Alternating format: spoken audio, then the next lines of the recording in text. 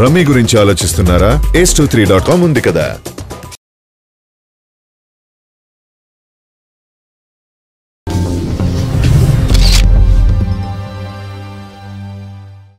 తెలుగు ఇండస్ట్రీలో ఉన్న ప్రతి ఒక్కరికి మా అందరికీ చాలా పెద్ద లోటు.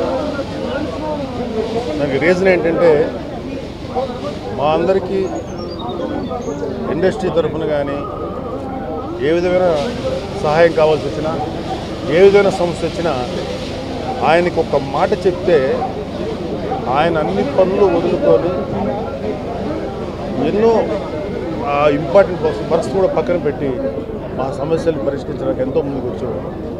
ముఖ్యంగా ఆయన 24 క్రాఫ్ట్స్లో ఉన్న ఎంతోమంది కార్మికులకి తల్లో నాలుకలాగా వ్యవహరించేవారు.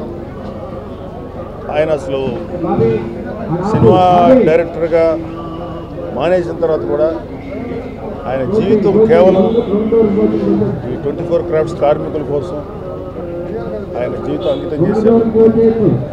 చాలా బాధగా ఉంది. ఇవాళ యాక్చువల్గా ఆయన హాస్పిటల్ నుంచి నయమైపోయి ఇంటికి వస్తే ఆయన కలుద్దాం అనుకున్నాను. దురదృష్టవశాత్తు నేను కలవలేకపోయాను.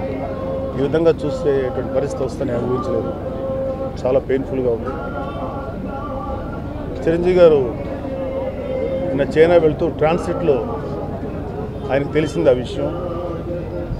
ఆయన చాలా బాధపడ్డారు. ఎందుకంటే ఆయన ఇంకా హాస్పిటల్కి వెళ్ళకముందే అల్లు రామలింగ గారి అవార్డు స్వయంగా అన్నయ్య గారు అరవింద్ గారు ఇచ్చి ఆ చేతికి అందించారు.